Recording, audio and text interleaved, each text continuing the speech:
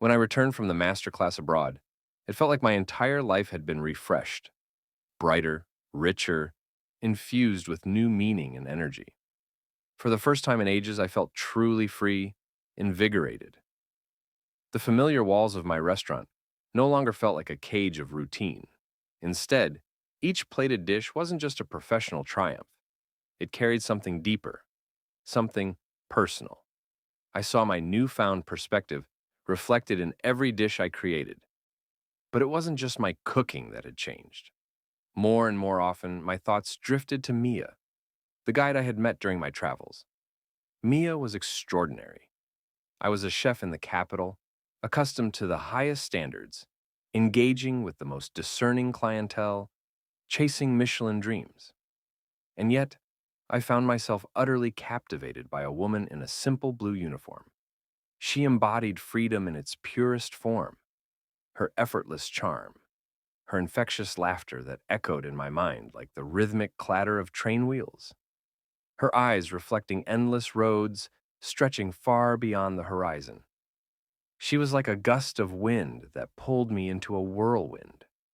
Our connection was effortless, natural. We started by talking about life, trains, and food. But before I knew it, it had become something more. Late night messages turned into long calls, and every time my phone lit up with her name, warmth spread through me.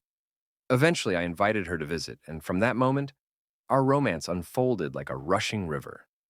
Mia was fascinated by my world: restaurants, social circles, places where she had once visited only as a traveler. We explored the best corners of the city together.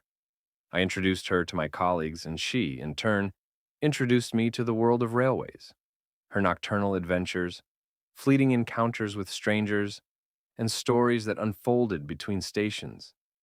We wandered the streets at night, laughing until our sides hurt, hugging each other in the quiet hours, talking endlessly as if we were afraid to lose even a second apart.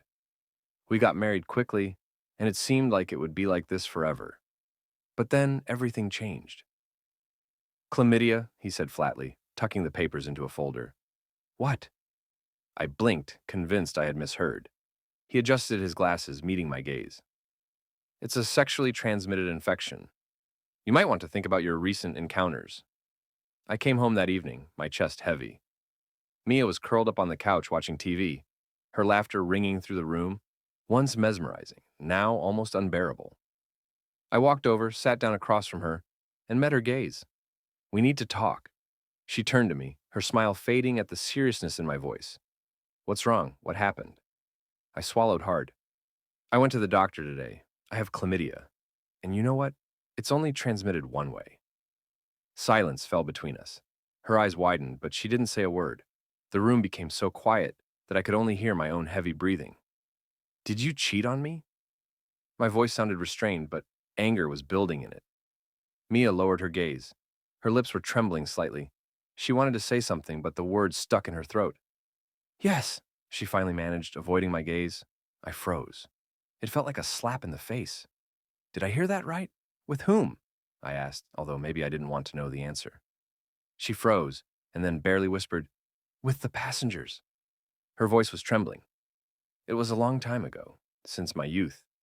Then, then it became a habit. It was like a nightmare you can't escape from. Everything I believed in, my marriage, my love, my life, collapsed in an instant. I abruptly got up and went to the window, trying to catch my breath. My heart was pounding and my thoughts were racing. Get out, I said coldly, without turning around. Pack your things and disappear. I don't want to see you anymore. She stood up silently and began to pack her things. I still didn't turn around. I didn't want to see her leave, how my past disappeared with it. A few minutes later, the door slammed. That's all. The divorce passed quickly, just as quickly as the marriage started. One evening, Olivia, our regular guest, came into the restaurant. There was a warm concern in her eyes. Hey, how are you? She smiled. It's fine, I replied, putting away my empty plate. You look tired, she remarked. Can we go out after work? I looked at her and suddenly realized I have a chance to start over. A new story, a new life. I wiped my hands, smiled, and replied, "You know, that's a good idea. Cheating secrets podcasts like me."